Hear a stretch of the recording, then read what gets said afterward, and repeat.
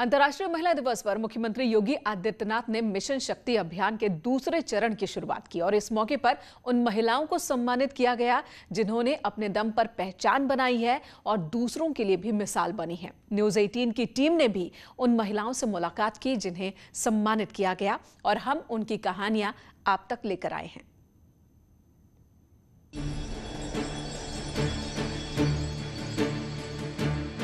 ये दीप एक ऐसे मिशन का है जिसकी शुरुआत शारदीय नवरात्रि में हुई, लेकिन ये अभियान तब तक चलेगा जब तक प्रदेश की महिलाएं सुरक्षित और स्वावलंबी न हो जाएं। सीएम योगी ने अंतर्राष्ट्रीय महिला दिवस पर मिशन शक्ति के दूसरे चरण की शुरुआत की और समाज में महिलाओं की भूमिका का जिक्र किया। नास्ते मातृ समा छाया, नास्ते मातृ समा गति, नास्ते मातृ समम त्राणम, नास्ते मातृ समा प्रभा। यानी माता के समान कोई छाया नहीं, कोई आश्रय नहीं, कोई सुरक्षा नहीं। माता के समान इस विश्व में कोई जीवनदाता नहीं।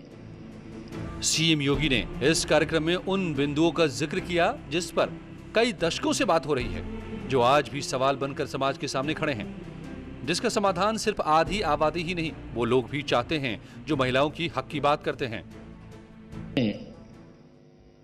मातृशक्ति को इतना सम्मान दिया हो,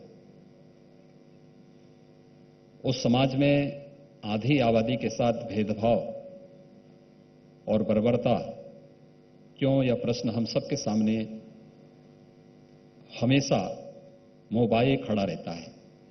सीएम योगी ने इस मौके पर होने वाले कार्यक्रमों गोष्ठियों को लेकर सवाल उठाया कि क्या ऐसे कार्यक्रमों से इन सवालों के जवाब मिलेंगे। और इसीलिए अंतर्राष्ट्रीय महिला दिवस की जब बात आती है तो हम जैसे भारतीयों के बारे में तो एक प्रश्न स्वतः ही खड़ा होता है कि क्या अंतर्राष्ट्रीय महिला दिवस के अवसर पर कार्यक्रमों की औपचारिकता तक सीमित रह करके क्या हम समस्या का समाधान निकाल पाएंगे। सीएम योगी ने कहा कि इन्हीं सवालों को हल करने के लिए यूपी सरकार ने मिशन शक्ति की शुरुआत की थी। लेकिन ये एक शुरुआत है। हम लोगों ने तो अपने पर्व और त्योहारों को उसके साथ जोड़ा है। याद करिए, हम लोगों ने जब मिशन शक्ति का कार्यक्रम प्रारंभ किया था प्रदेश में, तो शारदीय नवरात्रि थी। यानी नारी शक्ति की प्रतीक जगतजननी मां भगवती दुर्गा के अनुष्ठान का कार्यक्रम हम वर्ष में 2 बार आयोजित करते हैं और उन दोनों अवसरों पर हम नारी शक्ति के बारे में, उसकी महिमा के बारे में,